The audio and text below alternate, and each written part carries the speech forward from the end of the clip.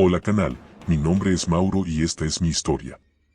La cuento porque todavía me despierto algunas madrugadas con el corazón a mil, oliendo de nuevo ese polvo caliente de la carretera y escuchando, en mi cabeza, los golpes desesperados del lado del remolque. Yo manejo tráiler desde hace años, y si algo aprendí es que en ruta uno ve de todo: accidentes, asaltos, gente pidiendo aventón, patrullas corruptas, retenes falsos. Pero lo que me pasó en la carretera rumbo al norte, por el tramo entre San Luis y Matehuala, no lo comparo con nada. Y sí, tiene que ver con migrantes, solo que no como uno se imagina. Esa noche salí tarde del patio, como a las 11 de la noche. Traía una carga de abarrotes para una bodega en Nuevo Laredo. El plan era tirar hasta donde aguantara y dormir en un parador antes de amanecer. El camino iba tranquilo, cielo limpio, y el radio sonaba con puro ruido porque en esa zona siempre se va la señal. No era la primera vez que hacía esa ruta de madrugada, así que iba en lo mío, café en el portavasos y la mente medio en blanco. A la altura de un retorno, vi un grupo de sombras orilladas en la lateral, 4, 5 personas, quietas, pegadas a la oscuridad. No traían lamparitas ni hacían señas, solo estaban ahí, como esperando que pasara alguien. No es raro ver migrantes en ese tramo. A veces te piden agua, a veces te hacen señas con los brazos como si fueran a romperse. Y uno, con todo y que a veces quisiera ayudar, también aprende a cuidarse. Porque donde ves uno, a veces hay 10 más escondidos. Y donde ves una cara triste, a veces hay un rifle en el monte. Así que seguí derecho. Pero en cuanto pasé junto a ellos, mi luz los agarró por un segundo.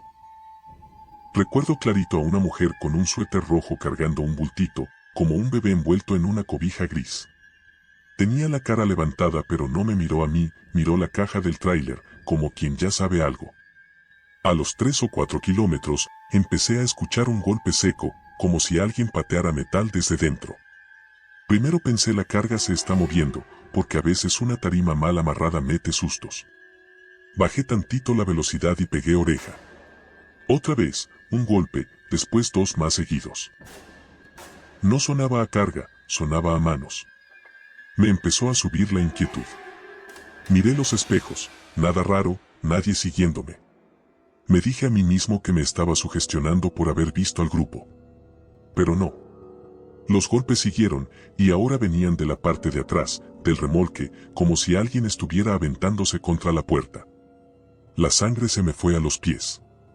No porque creyera en fantasmas, sino porque la explicación más lógica era peor: alguien se había subido. Migrantes colgados, o escondidos, o vete tú a saber cómo. Y si se subieron sin que yo los viera, podían ser 4 o 20. Y si eran migrantes, iban desesperados, y si iban desesperados podían abrir la puerta en movimiento y matarse. Y si se mataban, a mí me iba a caer todo. Me orillé en un acotamiento amplio donde ya había un anuncio oxidado de zona de descanso. Apagué el motor, agarré mi lámpara y mi navaja que siempre cargo, y me bajé. La noche estaba pesada, callada, de esas que te hacen escuchar tu propia respiración. Caminé hacia la caja con pasos lentos, cuidando que nadie me saliera de los matorrales. Pegué la oreja a la puerta. Silencio. Toqué con los nudillos. ¿Quién anda ahí? Nada. Otra vez, más fuerte. Nada. Me fui hacia el costado, revisé las lonas, los candados, las bisagras. Todo estaba cerrado, sin señales de forzar. Hasta me agaché y miré debajo del remolque pensando en alguien colgado. No vi a nadie. Me subí de nuevo a la cabina con el estómago revuelto, prendí el motor y me dije: vámonos, al primer parador reviso con calma. No alcancé ni 2 minutos cuando empezaron otra vez. Pero esta vez no eran golpes. Eran rasguños largos, como uñas recorriendo la lámina desde adentro. Te lo juro, se me enchinó la piel. No eran movimientos al azar. Era como si alguien estuviera escribiendo con desesperación. Y entre esos rasguños se metía algo que me heló más, un llanto apagado, como de niño. Yo tengo sobrinos, sé cómo suena un bebé cuando ya ni fuerzas tiene para llorar. Eso era. Un llanto ahogado dentro de la caja. Me temblaron las manos en el volante. Ahí fue cuando hice algo que nunca hago, agarré el teléfono y le marqué a un compañero que iba unos kilómetros atrás, el Chapo Ramírez. Le dije que parara conmigo en el siguiente parador porque traía gente en la caja. Él se quedó callado 2 segundos y solo me contestó: no te pares en cualquier lado, vato. Aguanta hasta el parador grande de Luis H. Ahí hay luces y vigilancia.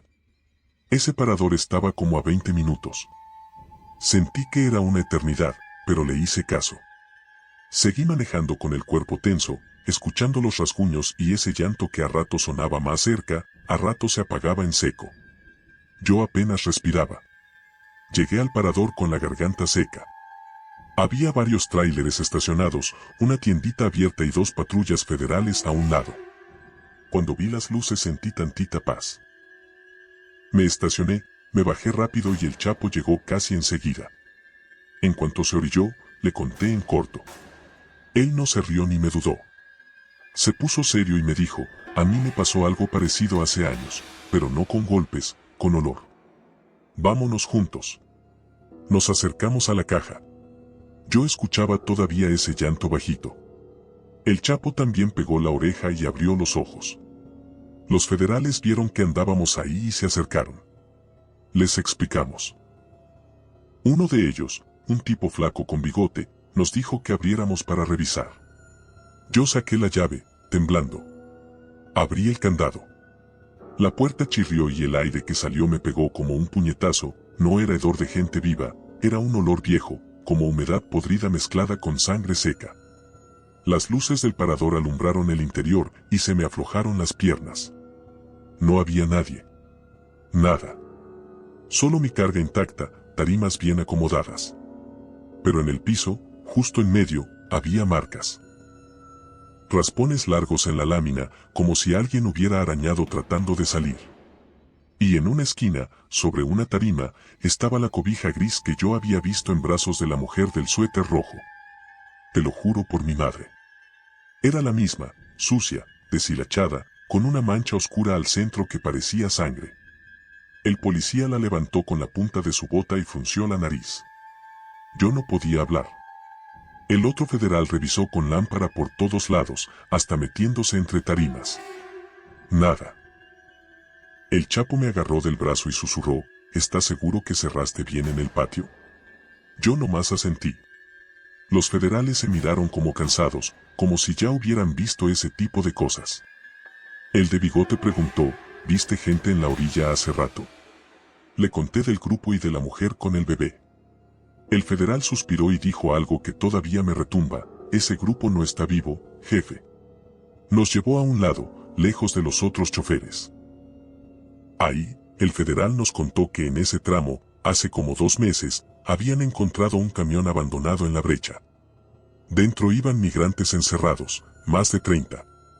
El chofer había huido cuando vio un retén, cerró la caja con ellos adentro y se metió al monte. Dice que cuando los hallaron, ya era tarde para varios. Entre ellos una mujer con un bebé envuelto en una cobija gris. Según él, esa noche hacía un calor infernal y la gente se volvió loca golpeando las paredes hasta romperse las manos. Los que sobrevivieron hablaban de oír un bebé llorando aún después de callarse, como si el sonido se hubiera quedado pegado al metal. Yo sentí como si me hubieran aventado agua helada. El federal me enseñó fotos en su celular, no me las quedé viendo mucho, pero alcancé a ver la cobija. Era esa. Mis piernas se hicieron de trapo. El Chapo me puso la mano en la espalda porque me iba a ir al suelo. El federal remató: desde entonces, varios choferes han reportado golpes en sus cajas, sobre todo de noche. No es gente subiéndose, es lo que pasó ahí. Y esa cobija sale donde quiere. Me dieron ganas de vomitar. Los federales levantaron un acta, se llevaron la cobija como evidencia y revisaron la unidad completa. No encontraron nada más. Me dijeron que podía seguir, pero que si volvía a escuchar algo así, no me parara solo. Yo ya ni quería manejar. Pero mi carga era urgente y, la neta, lo que más quería era largarme de ahí. El Chapo se ofreció a escoltarme un buen tramo. Nos subimos. Yo prendí el tráiler con un miedo raro, como si el motor fuera un escudo. Los primeros kilómetros fueron en silencio. Y sí, otra vez escuché, pero ahora no eran golpes rabiosos. Era como un golpecito suave, rítmico, casi como si alguien me tocara por dentro para que no olvidara. Y entre ellos, un llanto muy quieto, ya no desesperado. Como de bebé dormido. Se me salieron las lágrimas sin querer.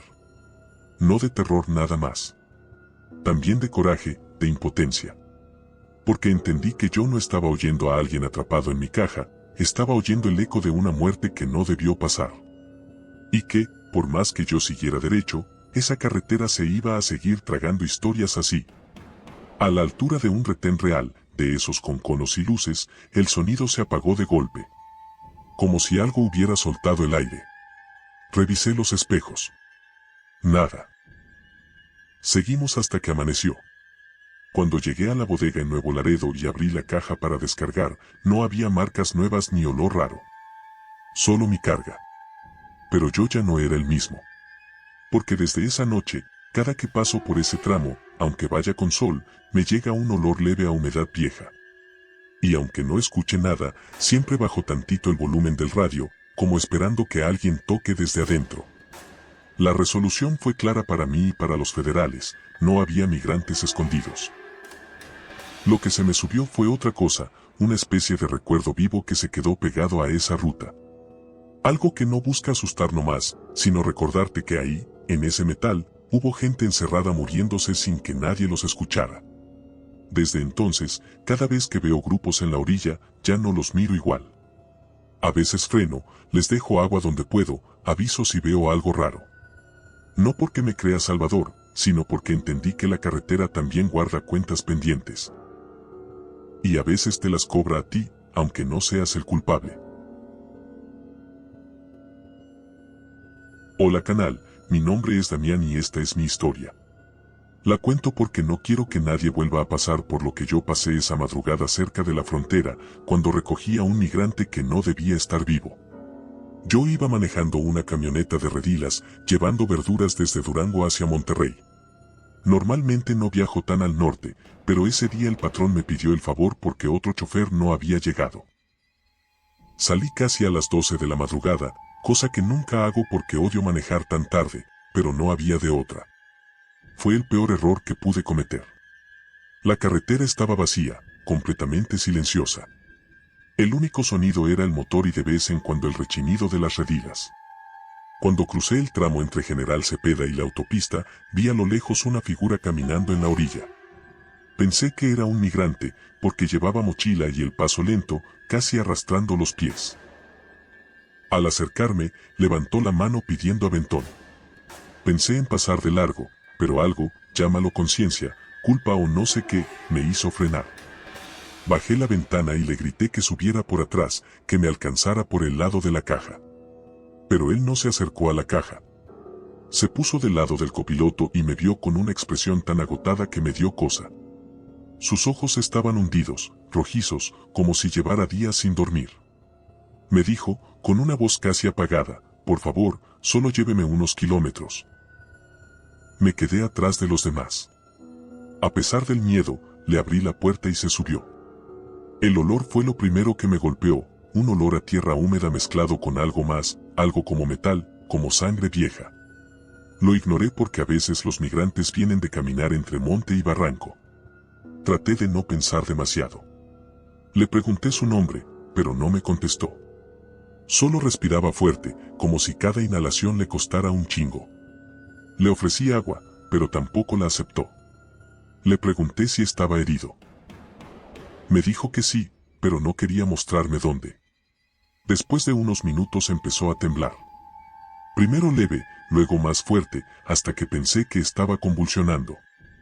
Le dije que si quería lo llevaba directo a un hospital, pero él, sin voltearme a ver, dijo, no vuelvas a ese lugar, aunque escuches que te llaman. No vuelvas. No te pares. No entendí nada. Encendí la luz interior y lo vi mejor, tenía las manos llenas de tierra seca, negras de mugre. Las uñas estaban quebradas, algunas arrancadas.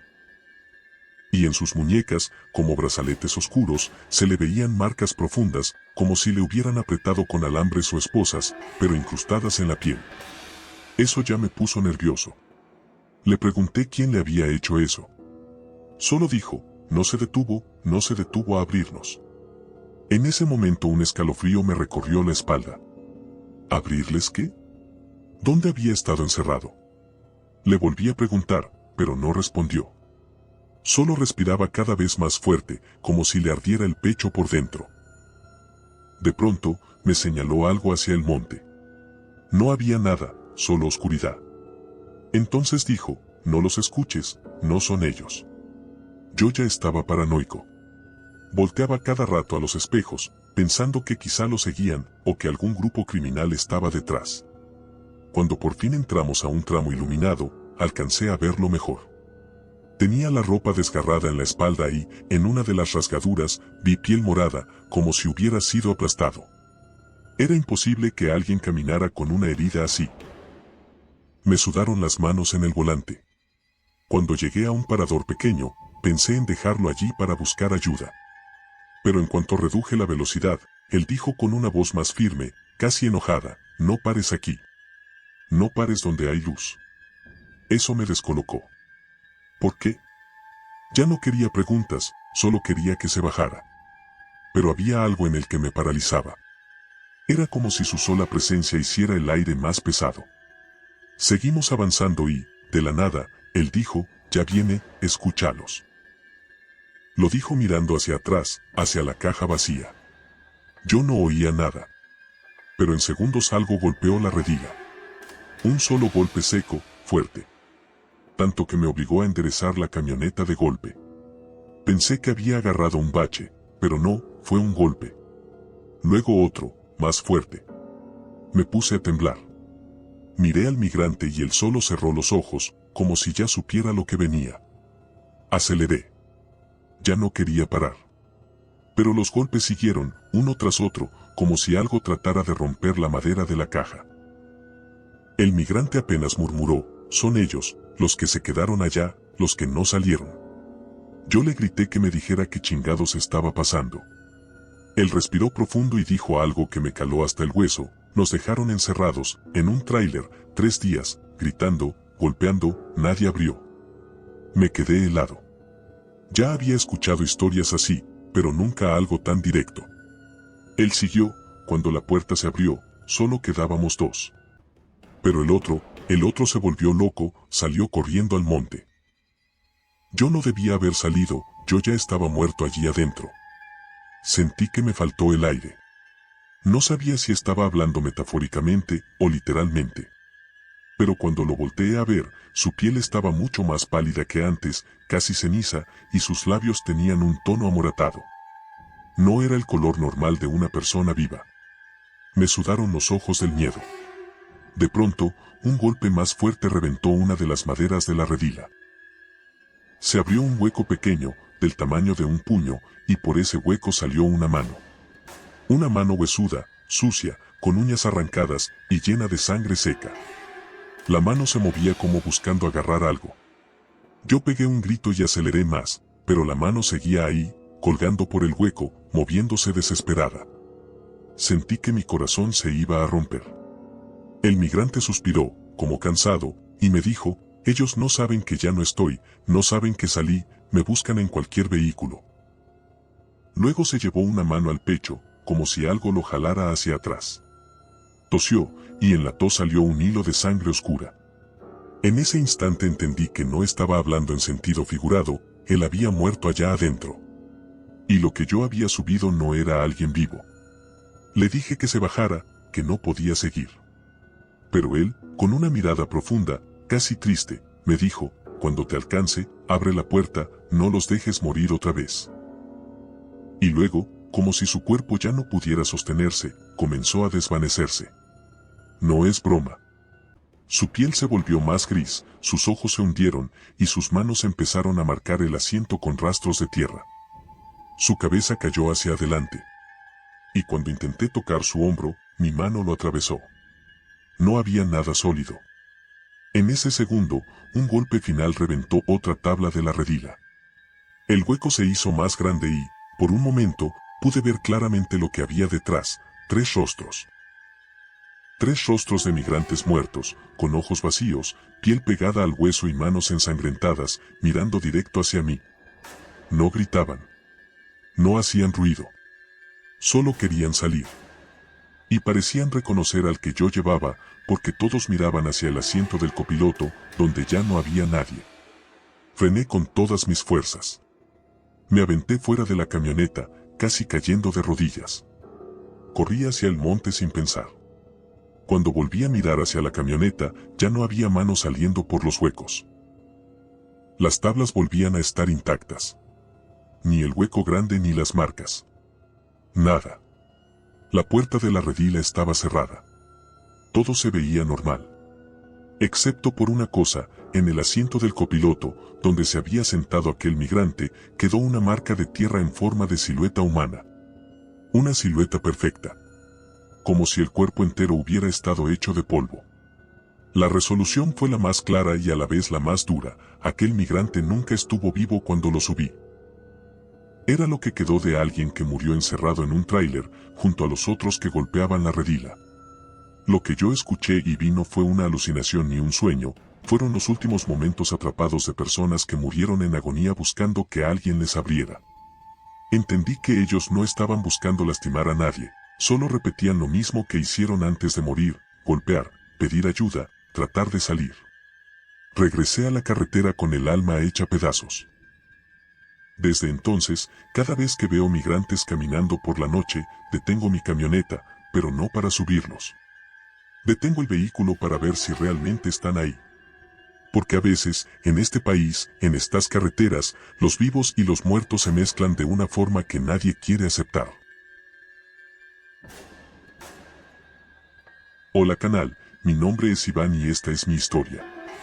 La cuento porque todavía me arde el estómago cada que recuerdo lo que pasó en ese camino perdido cerca de Ojinaga, cuando ayudé a un grupo de migrantes que no estaban vivos, pero sí estaban sufriendo. Esa noche aprendí que hay cosas en la frontera que se quedan atrapadas entre el desierto y la carretera, repitiendo su muerte una y otra vez, buscando a quien los escuche. Y yo fui uno de los pendejos que se detuvo. Yo manejaba un tráiler de doble remolque cargado con costales de semillas. El viaje era largo, pesado, pero ya me lo sabía. Salí desde Chihuahua casi al anochecer y pensaba avanzar lo más que pudiera antes de que el sueño me pegara. Para cuando entré al tramo que se queda sin señal, ya pasaban de las 11 de la noche. El cielo estaba tan oscuro que parecía tragarse los faros. En esa zona el silencio es distinto, pesado, como si estuviera presionado contra los oídos. A veces ni el motor te quita esa sensación de que alguien te va siguiendo. A lo lejos, vi algo moviéndose junto a la carretera. 3 figuras, caminando pegadas entre sí. Y más atrás, otras 2.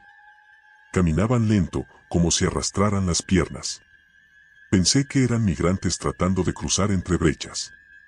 No es raro verlos, pero normalmente traen mochilas, lámparas o por lo menos voltean cuando pasa un tráiler. Esos no. No voltearon. No hicieron seña. No levantaron la mano. Ni siquiera giraron la cabeza cuando pasé. Solo siguieron caminando como si yo no existiera. Me dio mala espina, así que aceleré y seguí mi camino. Pero 1 kilómetro más adelante, la carretera hizo una curva suave, y ahí estaban los mismos 5 otra vez. Caminando igual, a la misma velocidad. Te juro que eran los mismos. Los mismos cuerpos encorvados. Los mismos pasos arrastrados. La misma pareja caminando al frente, tomados del antebrazo. Me temblaron los dedos en el volante. No era posible que me hubieran alcanzado. No había forma. Y no había brecha para cortar camino. Nada.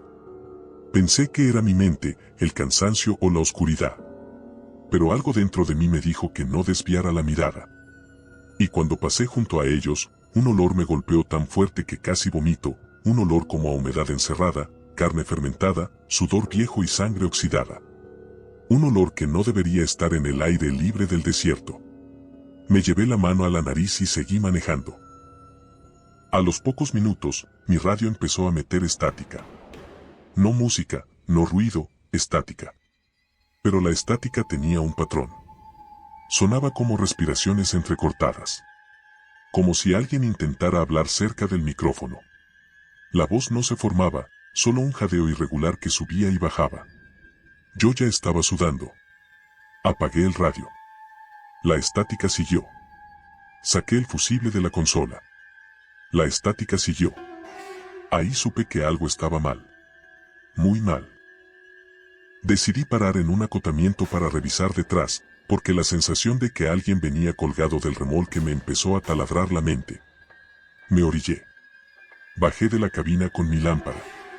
El aire estaba helado, demasiado helado para ser desierto. Revisé la parte trasera de la caja, debajo, entre los ejes. No había nadie. Nada. Y justo cuando estaba por regresar a la cabina, escuché un susurro muy cerca, casi en mi oído: ábrenos. Solté la lámpara del susto. Me giré. Nadie. Solo la oscuridad. Me subí al tráiler casi corriendo. Prendí el motor y me alejé. Pero al avanzar unos metros, el tablero empezó a parpadear. Y en el parabrisas, por dentro, apareció condensación como si alguien respirara a centímetros del cristal. Una respiración profunda. Y luego, una mano. Una mano marcada desde dentro, arrastrándose despacio, dejando un rastro de humedad. Una mano flaca, con dedos alargados, uñas quebradas, y la marca de un alambre apretando la muñeca. Frené con un grito ahogado. La mano se quedó allí unos segundos y después se desvaneció. Yo no sabía si bajarme o seguir. Mis piernas temblaban. Tenía el pecho apretado.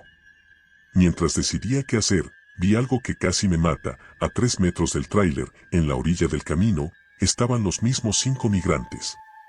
Parados. Mirando hacia la cabina. Tenían la ropa desgarrada, los rostros hundidos, la piel manchada como si hubieran estado bajo tierra. Y todos, al mismo tiempo, dieron un paso hacia mí. Aceleré. No quise ver más. Avancé hasta que ya no pude respirar. Pero los golpes empezaron. Primero en la puerta del conductor. Luego en la parte baja de la cabina. Luego detrás de los asientos. Golpes torpes, desesperados, como puños débiles intentando romper carne y metal. Y luego, una voz.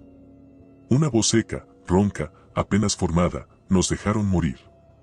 Yo le grité que no podía abrir, que no había nadie adentro, que los ayudaba si podían hablarme.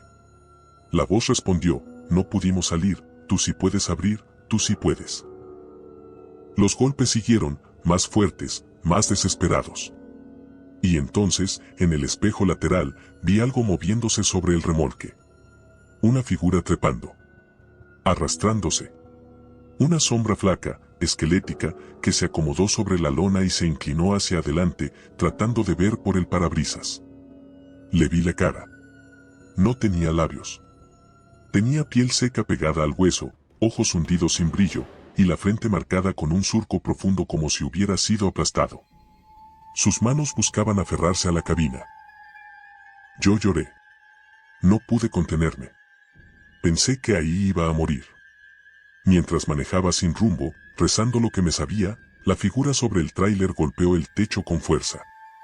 Y entonces escuché algo que nunca voy a olvidar: varias voces llorando al mismo tiempo. Hombres, mujeres, niños. Llantos desesperados, sin aire. El sonido de personas que se estaban asfixiando. Me quebré. Empecé a gritarles que ya no estaba cerrada la caja, que no estaban encerrados conmigo, que no eran carga viva. Pero la figura del techo bajó la cabeza, como si entendiera. Y con un susurro casi humano dijo: nos abandonaron, nos dejaron ahí, el chofer huyó, no regresó. En ese momento, entendí lo que pasaba. No eran apariciones por azar. Eran los restos de un grupo que murió encerrado en un tráiler en esa misma zona. Un tráiler que encontraron hace años, lleno de cuerpos que nunca debieron morir así. Y esas almas seguían buscando a cualquier chofer. A cualquiera que pudiera abrirles. De pronto, sin aviso, todos los golpes se detuvieron. El techo dejó de vibrar. Las voces se fueron apagando. Y en el parabrisas apareció, por última vez, una marca de mano. Pero esta vez no era de humedad. Era de sangre. Sangre vieja. oscura, dibujada desde dentro, como si una última mano hubiera querido recordarme que su muerte fue real. Frené en seco. Me quedé llorando sobre el volante. Cuando me atreví a ver otra vez hacia la carretera, ya no había nadie. Ni migrantes. Ni sombras. Ni respiraciones. Nada. Solo el desierto. Y el silencio. La resolución fue tan dolorosa como clara, no vi fantasía, no imaginé nada. Fui testigo del eco de un grupo de migrantes que murió encerrado sin que nadie los ayudara. Ellos no buscaban hacerme daño, buscaban que alguien los abriera. Buscaban repetir su último intento de sobrevivir. Yo no pude salvarlos, nadie pudo, porque ya estaban muertos desde hace años. Pero esa noche, ellos revivieron su agonía usando mi tráiler como escenario. Desde entonces, nunca más me detengo cuando veo figuras en la carretera. No porque no quiera ayudar, sino porque ya no sé si están vivas. Y porque sé que algunas muertes quedan atrapadas en los caminos, repitiéndose para siempre, esperando a un chofer que no les falle como aquel que los dejó morir. Esto ha sido todo por hoy, canal, gracias por llegar hasta aquí. Y recuerden que pueden compartir su historia más aterradora a nuestro correo electrónico para publicarla en un capítulo de nuestro canal. Nos vemos en el siguiente video.